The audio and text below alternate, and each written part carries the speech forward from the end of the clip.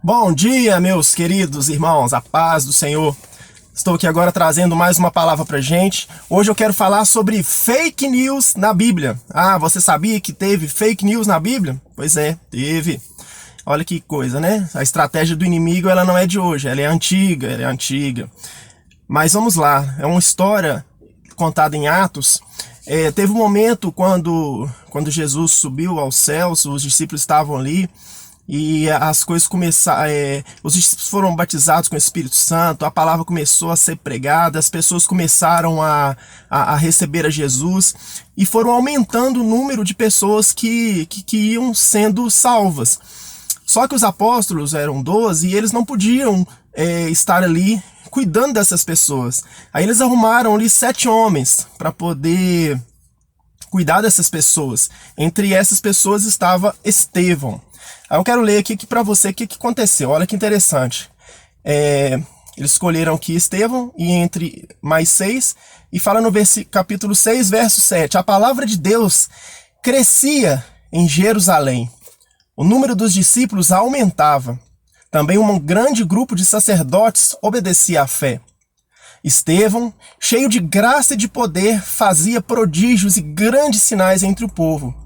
Então alguns dos que eram da sinagoga chamados libertos, dos sirineus, dos alexandrinos e da Cilícia, da província da Ásia, se levantaram e discutiam com Estevão. Mas eles não podiam resistir à sabedoria e ao espírito pelo qual ele falavam. Então, sim, Estevão estava se destacando no meio do povo. Estevão estava fazendo muitos sinais, prodígios, maravilhas. Ou seja, Estevão estava sobressaindo. E o povo, contrário à palavra de Deus, contrário àquelas situações, eles começaram o quê? A ficar incomodados com aquilo, por inveja, por situações, por tantas coisas. E o que eles fizeram? Eles adotaram uma estratégia. Vamos inventar algumas mentiras para a gente derrubar Estevão. O que a gente aprende com isso? A gente aprende que quando algo está dando certo, a estratégia do inimigo é sempre lançar mentiras. Para quê? Para que aquilo pare, para que aquilo cesse. E qual que é a vantagem disso? A vantagem é que aqueles opositores, eles querem sempre a glória para eles. Ou seja, eles querem que o povo fiquem ali alienados a eles, no sentido de que se existe algo bom que tenha que ser feito, é por causa de mim, não é por causa do outro. Quando o outro está sobressaindo, ele fica com inveja, nervoso, foi o que eles fizeram. Olha o que aconteceu aqui, que o povo tramou contra Estevão. Fala aqui, olha, no versículo 11. Então, subornaram alguns homens para que dissessem, ou seja, pagaram um valor para que os homens dissessem: ouvimos este homem proferir blasfêmias contra Moisés e contra Deus. Atiçaram o povo, os anciãos e os escribas, e investindo contra Estevão, agarraram e levaram ao sinédrio. Apresentaram testemunhas falsas, que disseram: este homem não para de falar contra o lugar santo e contra a lei. Nós o ouvimos dizer que esse Jesus, o Nazareno, destruirá este lugar e mudará os costumes de Moisés deu.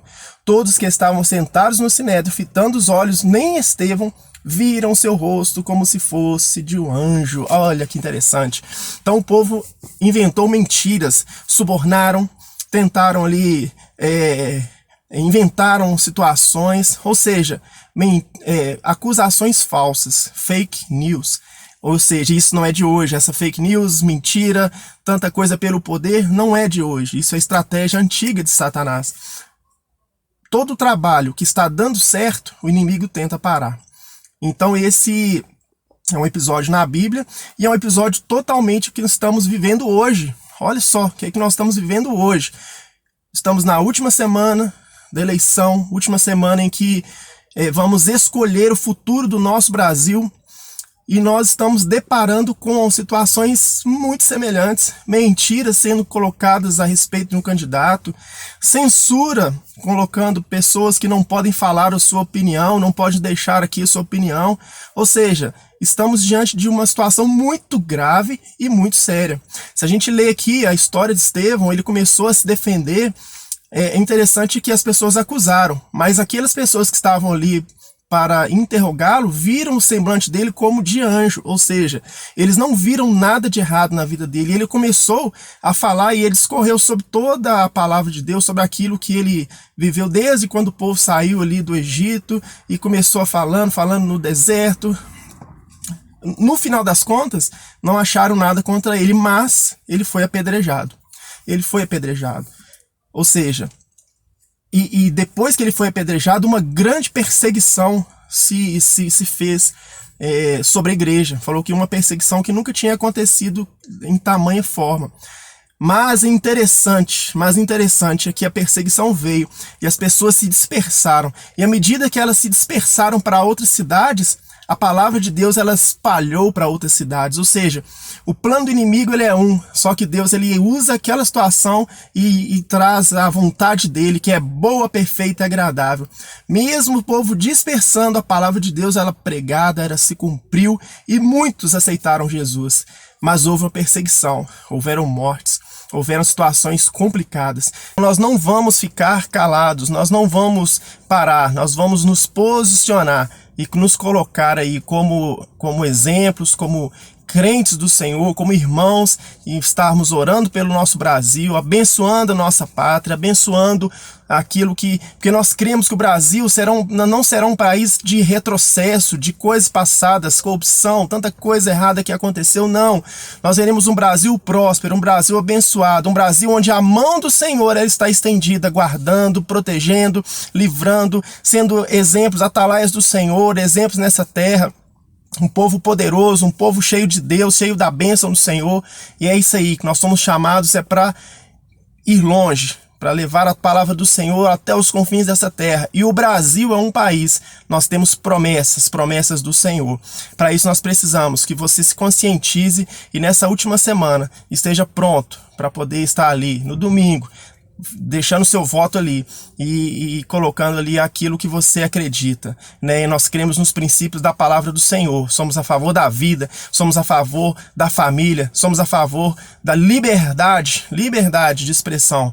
Nós precisamos de nos expressar e colocar aquilo que nós pensamos. Mas o melhor caminho mesmo, sempre, é Jesus. É Ele quem governa, independente de qualquer coisa, independente de quem ganhar. Jesus ele não saiu do controle. Deus não perde o controle de nada. Como vimos aí nesse texto, mesmo se o outro candidato houver perseguição, a palavra de Deus ela não vai parar. A palavra de Deus ela não vai parar. A igreja do Senhor não vai parar. O inferno não vai vencer a igreja, porque é a promessa do Senhor. Jesus Cristo já venceu por nós. Ele é o nosso general. O nosso general é Cristo. Ele vai à nossa frente sempre. Então, para a glória do Senhor, nós abençoamos o nosso Brasil e declaramos vida, bênção do Senhor, em nome de Jesus. E é isso aí, a paz do Senhor, até o próximo vídeo. Fiquem com Deus.